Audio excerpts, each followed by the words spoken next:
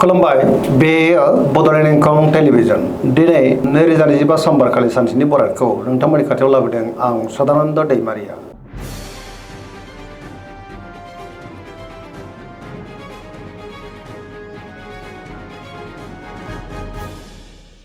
सिगां फरायनो लादों मेष राशि गिबि हांखो अ ल।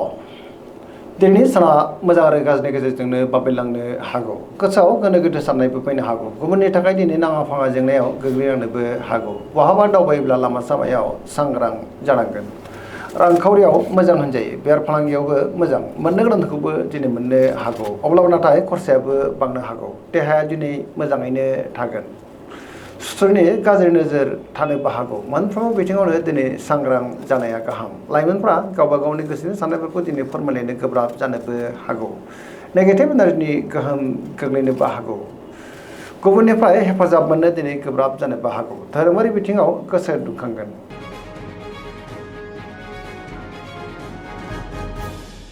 वृष राशि गिबि हांखो इ उ ब। दिनैनि साना जोबोर मोजां। गोसोखौ दिनै जोबोर गोजोननाय मोनगोन। सोरजोंबा बाख्नाय जानोबो हागौ। बहाबा दावबायनो एबा हान्थिनो खाबु मोननो हागौ आरो मोजाङैनो हान्थिनोबो हागोन। गुबुननि थाखाय दिनै गोबां मोजां खामानि मावनानै होनोबो हागोन। सिगांनि बबेबा आद्रा खामानियाबो दिनै मावफुंजानो हागौ। रांखावरियाव दिनै जोबोर मोजां होनजायो। मोननो गोनांखौ दिनै मोननोबो हागौ। बेफार फालांगियाव मोजां मुलाम्फा मोननो हागोन। न'खराव दिनै बिसि फिसायनि गेजेराव अनलायनाय फैगोन। बिदा फंबायजों गोरोबनो रोंगोन। सोरजोंबा बाख्नाय जानोबो हागौ। देहाया दिनै मोजाङैनो थागोन। पजिटिभ एनार्जिनि गोहोम गोग्लैगोन। लाइमोनफ्रा गावबा गावनि गोसोनि साननायफोरखौ दिनै फोरमायलायनो हानानै गोसोआव दिनै जोबोर गोजोननाय मोनगोन।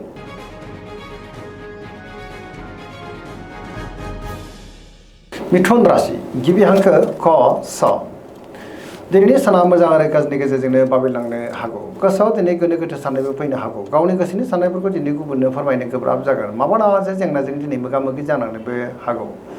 सुथुरनि गाज्रि नोजोर थानोबो हागौ। देहाया दिनै बारा मोजां थानाय नङा। गोबां रोखोमनि देहायारि जेंनाजों मोगा मोगि जानांनोबो हागौ। जानाय लोंनायाव दिनै सांग्रां जानांगोन।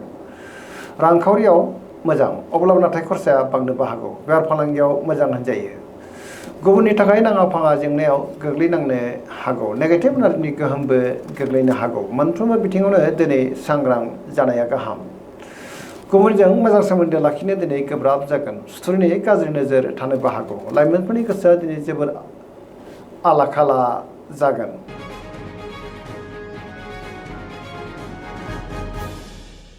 कर्कट राशि गिबि हांखो ड ह। दिनैनि साना जोबोर मोजां। गोबां मोजां खाबु दिनै मोननो हागौ। सोरबा गोजाम लोगोजों दिनै बहाबा लोगो मोनज्लायनोबो हागौ। गोसोआव गोथों आरो गोग्गो साननाय फैगोन। गियाननि आंखाल जानाय नङा। पजिटिभ एनार्जिनि गोहोम गोग्लैगोन। मावलांनाय खामानिखौ दिनै थि समावनो आरो गोरलैयैनो मावफुंनोबो हागोन। रांखावरियाव जोबोर मोजां होनजायो। बेफार फालांगियावबो दिनै जोबोर मोजां मुलाम्फा मोनगोन। बिमा बिफानिफ्राय अननाय आदरखौ दिनै मोननो हागौ। देहाया मोजाङैनो थागोन। गुबुननिफ्राय दिनै थोजासे हेफाजाब मोननोबो हागौ। समाजाव मान मोननो हागोन। फरायसाफ्रा दिनै फरायनायाव गोसो दुंखांगोन आरो मोजां फिथाइ मोननोबो हागोन। गोबां मोजां खाबु दिनै मोननोबो हागौ।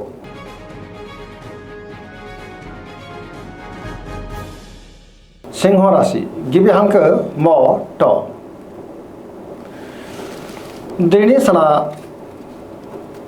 जोबोर मोजां। गोसोखौ दिनै जोबोर गोजोननाय मोनगोन। समाजाव लोगो लेवा बांनोबो हागौ। गोबां मोजां खाबु दिनै मोननो हागौ। सिगांनि बबेबा आद्रा खामानियाबो दिनै गोरलैयैनो मावफुंजानोबो हागौ। बहाबा दावबायनो एबा हान्थिनो खाबु मोनगोन आरो मोजाङैनो हान्थिनोबो हागोन। देहाया दिनै मोजाङैनो थागोन। अब्लाबो नाथाय जानाय लोंनायाव सांग्रां जानांगोन। रांखावरियाव मोजां होनजायो। बेफार फालांगियावबो मोजां मुलाम्फा मोननो हागोन। बिदा फंबायनिफ्राय थोजासे हेफाजाब मोननो हागोन। बयजोंबो गोरोबनो रोंगोन। पजिटिभ एनार्जिनि गोहोम गोग्लैगोन। बिमा बिफानिफ्राय अननाय आदरखौ दिनै मोननो हागोन। सोरबा लोगोजों बाख्नाय जानानै गोसोआव दिनै जोबोर गोजोननाय फैगोन।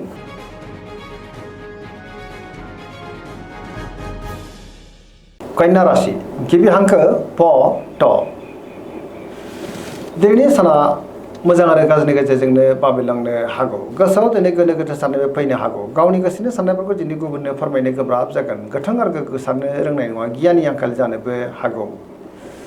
देहाया दिनै मोजाङैनो थागोन। गोबां मुंदांखा सुबुंजों दिनै बहाबा लोगो मोनलायनोबो हागौ बिमा बिफानिफ्राय अननायफोरखौ मोननो हागोन गोबां खामानियाव दिनै मुखुबबो थागोन सोरजोंबा बाख्नाय जानो हागौ पजिटिभ एनार्जिनि गोहोम गोग्लैगोन लाइमोनफ्रा जोबोर रमान्टिक जागोन आरो गावबा गावनि गोसोनि साननायफोरखौ दिनै फोरमायलायनोबो हागोन फरायसाफ्रा दिनै फरायनायाव गोसो दुंखांगोन आरो मोजां फिथाइ मोननोबो हागोन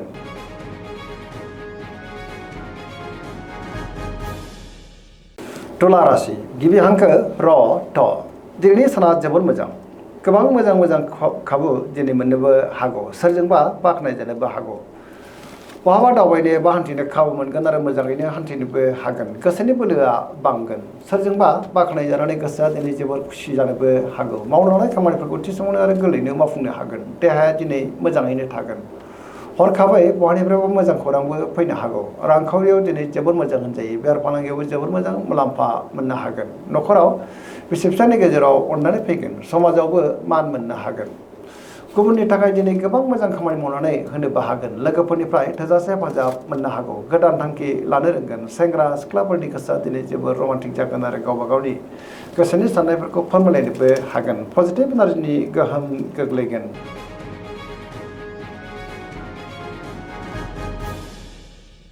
वृश्चिक राशि गिबि हांखो न स दिनैनि साना जोबोर मोजां पजिटिभ एनार्जिनि गोहोम गोग्लैगोन बहाबा दावबायनो बा हान्थिनो खाबु मोननो हागौ आरो मोजाङैनो हान्थिनोबो हागोन बबेबा हाबाफारियाव बाहागो लानो दिनै खाबु मोननोबो हागौ मावलांनाय खामानिफोरा दिनै गोरलैयैनो मावफुंजानो हागौ सिगांनि बबेबा आद्रा खामानियाबो दिनै मावफुंजानो हागौ गोसोनि बोलोआ बांगोन फरायसाफ्रा दिनै फरायनायाव गोसो दुंखांगोन आरो मोजां फिथाइ मोननोबो हागोन रांखावरियाव दिनै जोबोर मोजां होनजायो बिमा बिफानिफ्राय अननायफोरखौ दिनै मोननो हागोन बेफार फालांगियाव जोबोर मोजां देहाया दिनै मोजाङैनो थागोन गुबुननिफ्राय हेफाजाब मोननो हागोन फरायसाफ्रा दिनै फरायनायाव मोजां फिथाइ मोननो हागोन लाइमोनफोरनि गोसोआ दिनै जोबोर खुसि जागोन आरो गावबा गावनि गोसोनि साननायफोरखौ दिनै फोरमायलायनोबो हागोन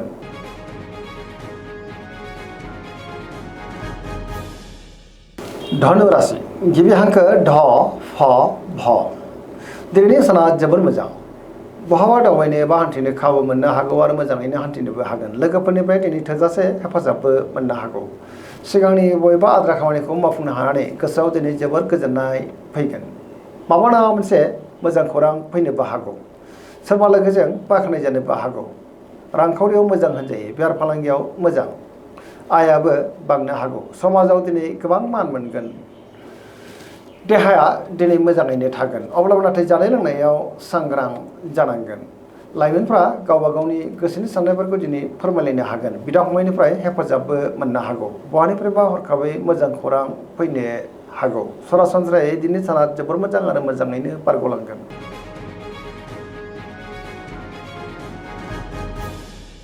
मकर राशि गिबि हांखो ख ज दिनैनि साना जोबोर मोजां गोबां मोजां खाबु दिनै मोननो हागौ गोसोआव गोथों आरो गोग्गो साननाय फैगोन गियाननि आंखाल जानाय नङा मावलांनाय खामानिखौ थि समावनो आरो गोरलैयैनो मावफुंनोबो हागोन रांखावरियाव जोबोर मोजां होनजायो बेफार फालांगियावबो दिनै जोबोर मोजां मुलाम्फा मोननो हागोन बिमा बिफानिफ्राय अननायफोरखौ दिनै मोननो हागौ गुबुननि थाखाय दिनै गोबां मोजां खामानि मावनानै होनोबो हागोन सोरजोंबा बाख्नाय जानोबो हागौ लाइमोनफोरनि गोसोआ दिनै जोबोर खुसि जागोन आरो गावबा गावनि गोसोनि साननायफोरखौ दिनै फोरमायलायनोबो हागोन बिदा फंबायनिफ्राय थोजासे हेफाजाब मोननो हागोन फरायसाफ्रा दिनै फरायनायाव गोसो दुंखांगोन आरो मोजां फिथाइ मोननो हागोन धोरोमारि बिथिङाव गोसो दुंखांनो हागौ सरासनस्रायै दिनै साना जोबोर मोजां आरो मोजाङैनो बारग'लांगोन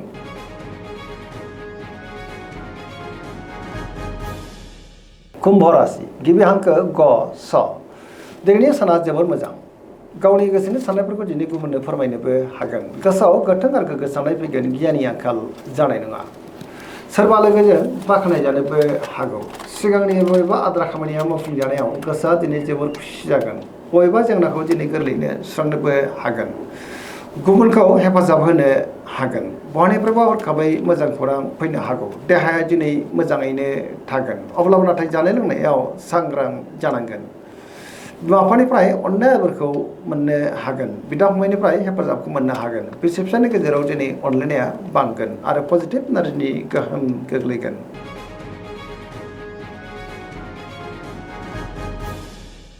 मीन राशि गिबि हांखो ड स दिनैनि साना मोजां आरो गाज्रिनि गेजेरजोंनो बाबेनलांनो हागौ गोसोआव गोनो गोथो साननायबो फैनो हागौ गुबुननि थाखाय दिनै नाङा फाङा जेंनायाव गोग्लैनांनोबो हागौ माबा मोनसे जेंनाजों दिनै मोगा मोगि जानांनो हागौ गोसोआव गोनो गोथो साननाय फैगोन रांखावरियाव बारा मोजां नङा होनजायो बेफार फालांगियावबो दिनै बारा मोजां नङा सोरजोंबा थगायजानोबो हागौ गुबुननि थाखाय नाङा फाङा जेंनायाव गोग्लैनांनो हागौ लाइमोनफोरनि गोसोआ दिनै जोबोर उसुखुथु जागोन गावबा गावनि गोसोनि साननायफोरखौबो दिनै फोरमायलायनो गोब्राब जानोबो हागौ बिमा बिफानिफ्राय अननाय आरोफोरखौ मोननो हागोन बिदा फंबायनिफ्राय हेफाजाब मोननोबो हागौ बिसि फिसायनि गेजेराव अनलायनाया बांगोन अब्लाबो नाथाय नेगेटिभ एनार्जिनि गोहोम गोग्लैनोबो हागौ मोनफ्रोमबो बिथिङावनो दिनै सांग्रां जानाया गाहाम